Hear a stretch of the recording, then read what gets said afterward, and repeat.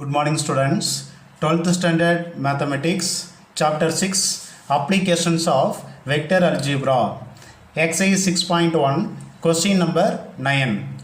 Using vector method prove that cos of alpha minus beta equal to cos alpha cos beta plus sin alpha sin beta. ரொம்ப important proof. இதை 5 மார்க்கில் கேட்பாங்க. ரொம்ப expect பண்ணக்கூடிய question தான், பப்ளிக்லேயே வரக்கூடிய question.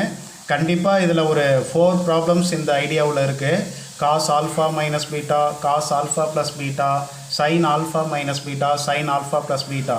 இந்த 4 செம்மை நீங்கள் நல்லா ப்ராக்டிஸ் பண்ணிங்கன்னா இந்த 4 செம்மில் கூட ஒன்று எக்ஸாமில் கேட்குறாங்க. அதனால் நல்லா அண்டர்ஸ்டாண்ட் பண்ணிங்கன்னா ஒன்று எழுதிடலாம், 5 மார்க் வாங்கிடலாம். சரி, இப்போ இதை எப்படி சால்வ் பண்ண போகிறோம்னு பாருங்கள். வெக்டர் மெத்தடை யூஸ் பண்ணி, இது ஆக்சுவலி ஃபார்முலா தான், இந்த ஃபார்முலா ப்ரூஃபை செய்ய போகிறோம். சரி, இப்போ லெஃப்ட் சைடில் பாருங்கள், காஸ் ஆஃப் ஆல்ஃபா மைனஸ் பீட்டான்னு இருக்குது.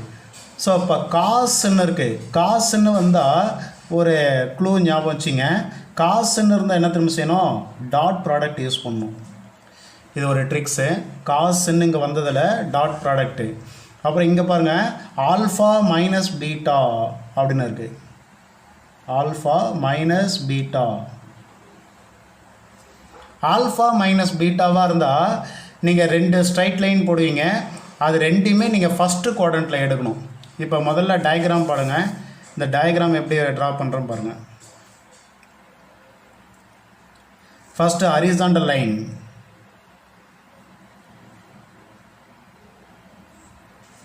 அப்புறம் வெர்டிக்கல் லைன்,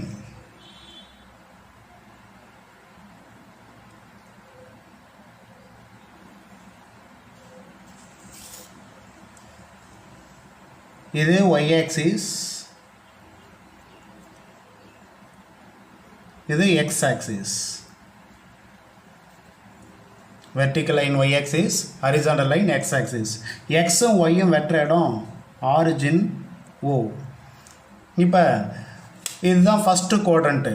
ஃபஸ்ட்டு குவாட்ரண்ட்லேயே 2 லைனும் ட்ரா பண்ணுன்னு சொன்னேன். என்ன காரணம்னா இங்கே ஆல்ஃபா மைனஸ் பீட்டான்னு வந்திருக்கு. ஒருவேளை ஆல்ஃபா ப்ளஸ் பீட்டா வந்தால் இங்கே ஒரு லைன் ட்ரா பண்ணணும், 4th குவாட்ரண்ட்டில் ஒரு லைன் ட்ரா பண்ணுற மாதிரி இருக்கும். இங்கே ஆல்ஃபா மைனஸ் பீட்டான்றதில் ரெண்டுமே நமக்கு ஃபஸ்ட்டு குவாட்ரண்ட்டில் தான் வரும். ஸோ இந்த லைனை ட்ரா பண்ணுறதை பாருங்கள்.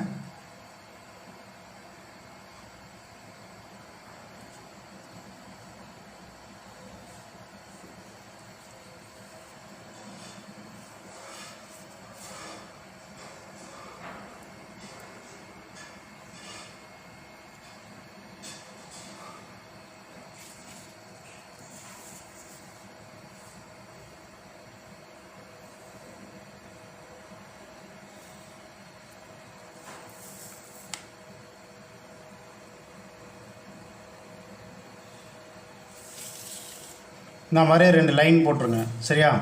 இப்போ அந்த ஓவிலேருந்து இது வரைக்கும் வருதா, இங்கே நேமிங் கொடுங்க. இது கேபிட்டல் ஏ, அதேமாதிரி இந்த பாயிண்ட்டு கேபிட்டல் பி. அது கேபிட்டல் ஏ, இது கேபிட்டல் பி. இதை உள்ள இப்போ ஆங்கிள் மார்க் பண்ணுங்கள்.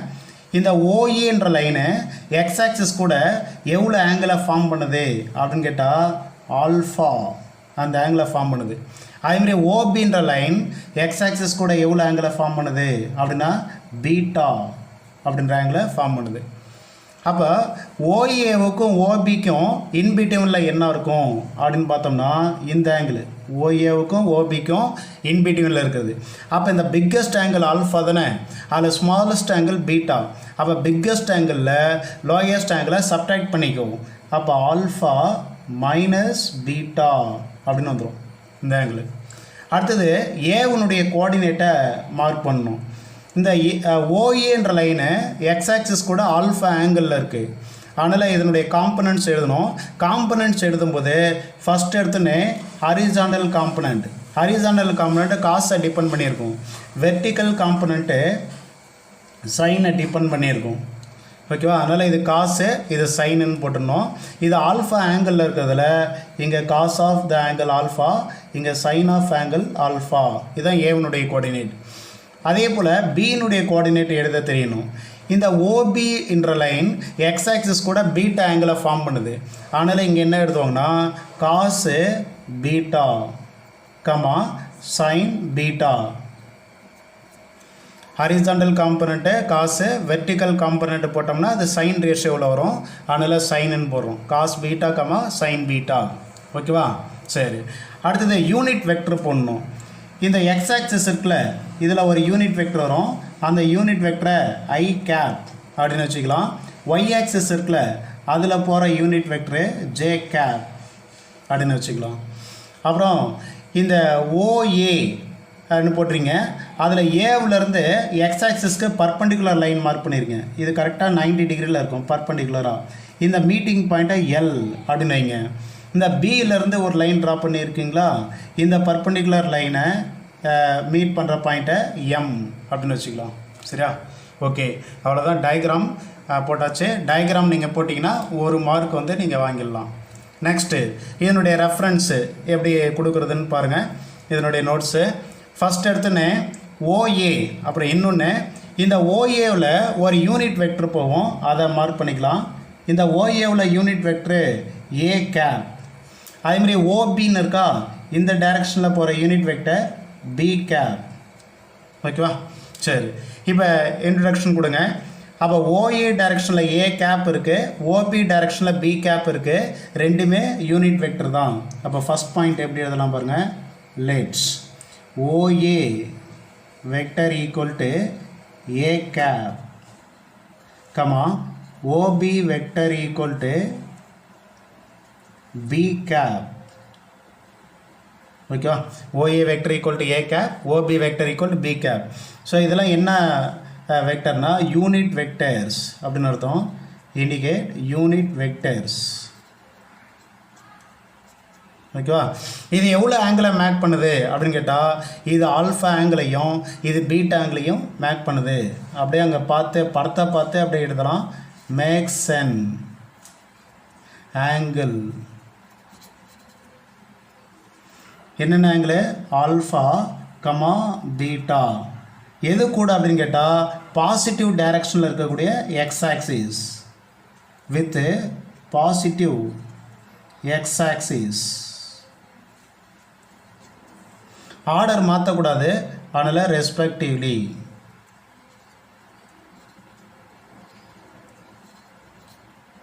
பாசிட்டிவ் டைரக்ஷனில் இருக்கக்கூடிய எக்ஸ் ஆக்சிஸ் கூட இந்த ஆங்கிளை மேக் பண்ணிடுச்சு. நெக்ஸ்ட்டு ஏஎல் ட்ரா பண்ணியிருக்கோம், பிஎம் ட்ரா பண்ணியிருக்கோம். அது எதுக்கு? எக்ஸ் ஆக்சிஸ் கூட பர்பண்டிகுலராக ட்ரா பண்ணியிருக்கோம். அது ஒரு பாயிண்ட்டை சொல்லுங்கள். Draw AL perpendicular to x. அதேமாதிரி பிஎம், எக்ஸ்னா எக்ஸ் ஆக்சிஸ். அதேமாதிரி பிஎம் அதுவும் பர்பண்டிகுலராக இருக்குது. எதுக்கு பர்பண்டிகுலராக இருக்குது? எக்ஸ் ஆக்சிஸ்க்கு பர்பண்டிகுலராக இருக்குது. AL perpendicular to x axis, PM perpendicular to x axis. இந்த ரெண்டு பாயிண்ட்டு சொன்னிங்கன்னா போதும். இது ஃபஸ்ட் பாயிண்ட்டு, இது செகண்ட் பாயிண்ட்டு. அடுத்து இந்த ட்ரையாங்கிள்க்கு வந்துடலாம். இதில் 2 ட்ரையாங்கிள்ஸ் உங்களுக்கு தெரியுது பாருங்கள். ஃபஸ்ட்டு ஓஏஎல் அது ஒரு ட்ரையாங்கிள், என்னென்ன ஓபிஎம் அது ஒரு ட்ரையாங்கிள். இந்த 2 ட்ரையாங்கிள்லேயும் ட்ரையாங்கிள் லாவை அப்ளை பண்ண போகிறேன். எப்படி அப்ளை பண்ணுறதுன்னு பாருங்கள். இப்போ ஓஏஎல் இதில் ட்ரையாங்கிள் லானா நம்ம 11th ஸ்டாண்டர்ட்லேயே படிச்சிருப்போம். அதாவது ஒரு சைடு வெக்டரை, அந்த ட்ரையாங்கிள் இருக்கிற ஒரு சைடை எப்படி எழுதலாம்? அடுத்த 2 சைடினுடைய சம்மேஷனாக எழுதலாம். இதுதான் வந்து ட்ரையாங்கிள் லா. ஓகேவா? சரி, அப்போ இங்கே ஏ கேப் அப்படின்னு இருக்கா, அந்த ஏ கேப்பை எப்படி கண்டுபிடிக்கலான்னு பாருங்கள். ஏ கேப்ஸ் ஈக்குவல் டு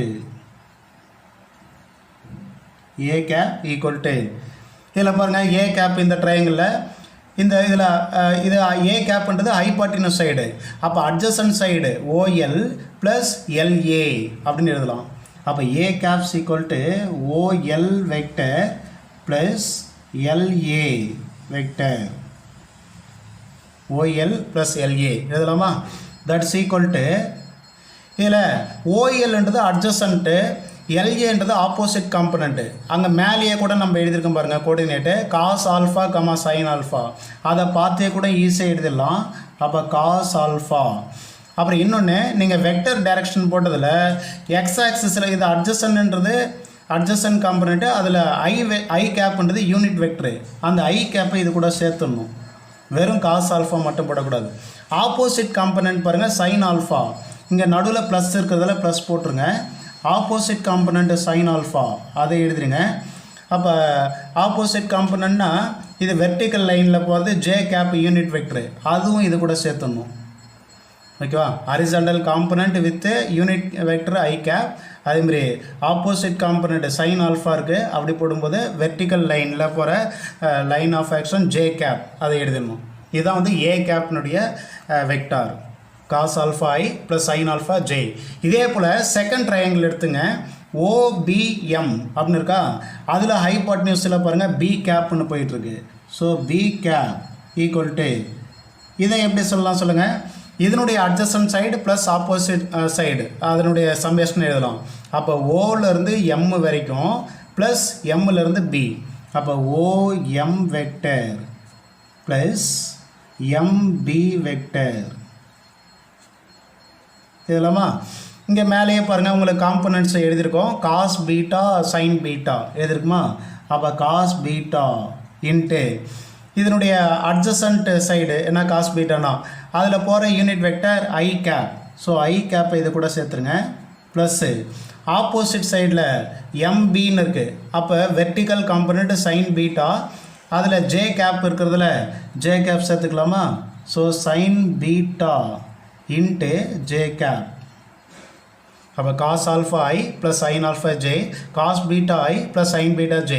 இன்னொன்று கூட கேட்கலாம், இது என்ன சார் ரெண்டுமே ப்ளஸ்ஸு இதுவும் ரெண்டுமே ப்ளஸ்ஸு அப்படின்னு கேட்டால், இது ஃபஸ்ட்டு குவாட்ரண்ட்டு, அதனால் ரெண்டுமே பாசிட்டிவ் சைன் தான் வரும், இங்கேயும் ரெண்டுமே பாசிட்டிவ் சைன் தான் வரும். அதில் வந்து உங்களுக்கு டவுட் வரக்கூடாது. சரிப்பா, ஏ கேப் கண்டுபிடிச்சிட்டோம், பி கேப் கண்டுபிடிச்சிட்டோமா. ஏற்கனவே சொல்லியிருக்கேன் ஸ்டார்டிங்லேயே, காசுனால் நீங்கள் டாட் பண்ணணும், அதை மைண்டில் வச்சிங்கன்னு சொன்னேன். அப்போ இந்த ஏ கேப்பையும் பி கேப்பையும் டாட் பண்ணி இப்போ நான் எழுதிக்க போகிறேன். அப்போ பாருங்கள், A cap dot B cap ஓகேவா ஈக்குவல் டு ஏ கேப்புக்கு என்னங்க எழுதியிருக்கோம், cos alpha I cap plus sine alpha J cap dot of இது cos beta I cap plus sine beta J cap. ரைட்டுமா? இப்போ டாட் பண்ணோம். ஸோ டாட் பண்ணுறது என்னென்னா, ஐ கேப்பும் டாட் பண்ணோம், ஜே கேப்பும் டாட் பண்ணோம். ஓகேவா? ஏன்னா ஐ டாட் ஐ தான் நமக்கு ஒன்று, அதனால் இது ரெண்டும் அப்படியே டாட் பண்ணுறீங்க, இது ரெண்டும் அப்படியே டாட் பண்ணுறீங்க. டாட் பண்ணிங்கன்னா நமக்கு ஈஸியாக ரிசல்ட்டு கிடச்சிரும். அப்போ இது என்ன வரப்போகுது பாருங்கள், ஈக்குவல் டு காஸ் ஆல்ஃபா இங்கே ஸ்கேலரு, இங்கே காஸ் பீட்டா ஸ்கேலர், அப்போ அது ரெண்டுத்தையும் மல்டிப்ளை பண்ணால் காஸ் ஆல்ஃபா காஸ் பீட்டா. இந்த ஐயும் இந்த ஐயும் என்ன சார் ஆச்சு அப்படின்னா, ஐ டாட் ஐ வேல்யூ 1 வேணாலும் இங்கே சைடில் எழுதிங்க, I cap dot I cap equal to 1.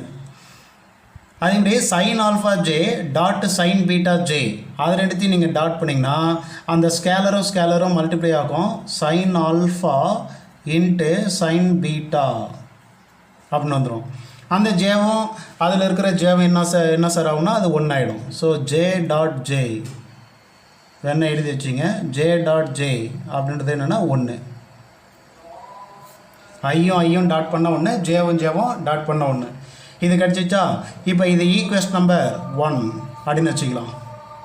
சரி, இதை ஒன்று கொண்டு வந்துட்டோம். அடுத்தது டெஃபினேஷன் படி எழுத வேண்டியது இருக்குது. இதே ஏ கேப் டாட் பி கேப்புக்கு டெஃபினேஷன் படி ஒரு ஃபார்முலா இருக்குது, அது என்னென்னு பாருங்கள். But A cap dot B cap, A cap dot B cap equal to இதனுடைய ஃபார்முலா என்ன தெரியுமா, modulus of A general definition, first A இருக்குல்ல அதனுடைய மாடுலஸ் வரும், modulus of A cap into modulus of B cap, செகண்டாக இருக்கிறது இங்கே வந்துடும். அதுக்கப்புறம் காஸ் ஆஃப் த ஆங்கிள் வரும். காஸ் ஆஃப் த ஆங்கிள் என்னென்னா ஏவுக்கும் பிக்கும் இன்பிட்வீன் ஆங்கிள். இந்த டயக்ராமில் பாருங்கள், ஏ கேப் இங்கே இருக்குது, பி கேப் இங்கே இருக்குது, இதுக்கும் நடுவில் என்ன ஆங்கிள் மார்க் பண்ணியிருக்கோம், ஆல்ஃபா மைனஸ் பீட்டா அப்படின்னு இருக்கா. அதனால் இது ரெண்டுத்துக்கும் நடுவில் ஆல்ஃபா மைனஸ் பீட்டா இருக்கிறதுல அதை மார்க் பண்ணிக்கிறீங்க. சரி, அடுத்தது ஏ கேப்ன்றது யூனிட் வெக்டர்னு ஒரு வார்த்தை சொல்லியிருக்கிறோம் இல்லையா. ஏ கேப்பு யூனிட் தான், பி கேப்பு யூனிட் தான். அப்போ யூனிட் வெக்டர்னா கண்டிப்பாக இதனுடைய மாடுலஸ் வேல்யூ 1, அது ஒரு விஷயம் புரிஞ்சுக்கணும். அப்போ ஏ கேப்னுடைய மாடுலஸ் வேல்யூ 1, பி கேப்னுடைய modulus value 1 into cos of alpha minus beta. முடிஞ்சுதா? ஓகே. அப்போ என்ன ஆகும் பாருங்கள், equal to 1 into 1 1, 1 into cos of alpha minus beta, cos of alpha minus beta. அப்போ நமக்கு என்ன ஆன்சர் கிடைக்குதுன்னா cos of alpha minus beta அப்படின்னு கிடச்சிருக்கு. எல்ஹெச்எஸில் A cap dot B cap, இதை வந்து ஈக்குவேஷன் நம்பர் 2 அப்படின்னு வச்சுக்கலாம். சரியா?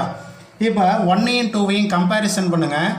From 1 and 2, equation 1 and 2. இதுலேயும் பாருங்கள் A cap dot B gap இருக்கா, செகண்ட் ஈக்குவேஷன் ஏ கேப் டாட் பி கேப் இருக்குது. இது ரெண்டு ஈக்குவலாக இருந்தால் இந்த ஆன்சர் ரெண்டு ஈக்குவல். அப்போ இதை ஃபஸ்ட்டு எழுதிக்கலாம். அப்போ cos of alpha minus beta equal to அதனுடைய ஆர்ஹெச்எஸ் என்ன இருக்குது, cos alpha cos beta plus sine alpha sine beta. ஓகேவா? சரி, இதை மாதிரி நம்ம ஈஸியாக இந்த ப்ரூஃபை கொண்டு வரலாம். அப்போ நல்லா பார்த்துங்க, டயக்ராம் போடுறீங்க இது கீ பாயிண்ட் படி. அதுக்கப்புறம் 2 இன்ட்ரொடக்ஷன் எழுதுகிறோம். முக்கியமான கீ பாயிண்ட்டு இந்த ஏ கேப் பி கேப் தான். இதில் எதுவும் தப்பு இல்லாமல் எழுதணும், இது கொடுப்பாங்க கீ பாயிண்ட்டில். அதுக்கப்புறம் டாட் ப்ராடக்ட் பண்ணுறது, இந்த ஈக்குவேஷன் 1 கொண்டு வர்றது ரொம்ப முக்கியம். அதுக்கப்புறம் டெஃபினிஷன் படி எழுதுறது, இது ஈக்குவேஷன் 2, ரெண்டுத்தையும் கம்பேரிசன் பண்ணாது. ஸோ இவ்வளோ இருந்தால் போதுமானது. உங்களுக்கு பப்ளிக்கில் 5 மார்க் கொடுத்துருவாங்க. ஸோ இதை ப்ராக்டிஸ் பண்ணுங்கள். ஒரு டைம் ப்ராக்டிஸ் பண்ணாலே இது ஈஸியாக நீங்கள் சால்வ் பண்ணி தெரிஞ்சுக்கலாம். ஓகே, ப்ராக்டிஸ் பண்ணுங்கள், மார்க்கை வாங்குங்க. தேங்க்யூ.